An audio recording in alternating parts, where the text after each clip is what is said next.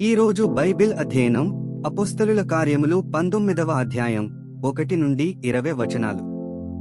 ప్రార్థన. ప్రియమైన దేవా, నీ వాక్యాన్ని అధ్యయనం చేయడానికి మాకు సమయం ఇచ్చినందుకు ధన్యవాదాలు. మేము మీ వాక్యాన్ని విన్నప్పుడు మా మనస్సులను పునరుద్ధరించండి మరియు మాకు అవగాహనను ఇవ్వండి. యేసు నామములో ఆమెన్.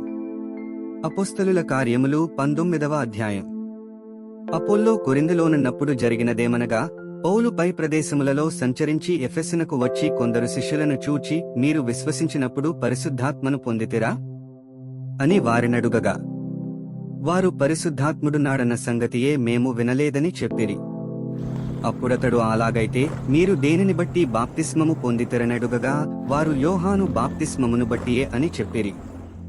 అందుకు పౌలు, యోహాను తన వెనుక వచ్చువానియందు అనగా యేసునందు విశ్వాసముంచవలెనని ప్రజలతో చెప్పుచూ మారుమనస్సు విషయమైన బాప్తిస్మమిచ్చెనని చెప్పెను. వారు ఆ మాటలు విని ప్రభువైన యేసునామమున బాప్తిస్మము పొందిరి. తరువాత పౌలు వారిమీద చేతులుంచగా పరిశుద్ధాత్మ వారిమీదికి వచ్చెను. అప్పుడు వారు భాషలతో మాటలాడుటకును ప్రవచించుటకును మొదలుపెట్టిరి. వారందరూ ఇంచుమించు 12 పురుషులు. తరువాత అతడు సమాజమందిరములోనికి వెళ్లి ప్రసంగించుచు, దేవుని రాజ్యమును గూర్చి తర్కించుచు, ఒప్పించుచు, ధైర్యముగా మాటలాడుచు 3 నెలలు గడిపెను. అయితే కొందరు కఠినపరచబడిన వారై ఒప్పుకొనక, జనసమూహము ఎదుట ఈ మార్గమును దూషించుచున్నందున అతడు వారిని విడిచి, శిష్యులను ప్రత్యేకపరచుకుని ప్రతిదినము తురన్ను అను ఒకని పాఠశాలలో తర్కించుచు వచ్చెను.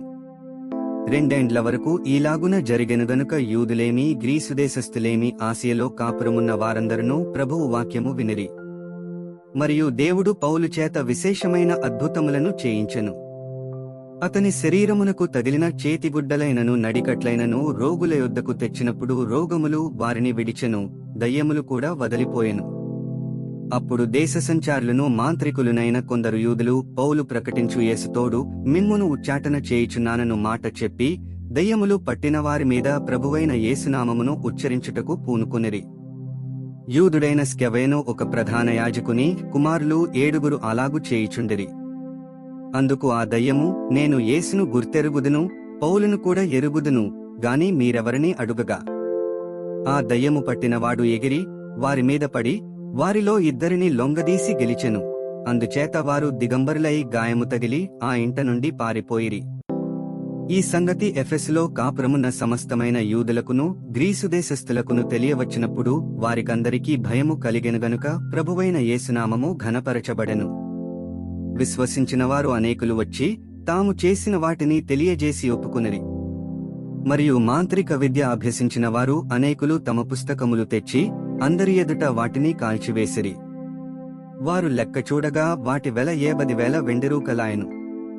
ఇంత ప్రభావముతో ప్రభువు వాక్యము ప్రబలమై వ్యాపించెను.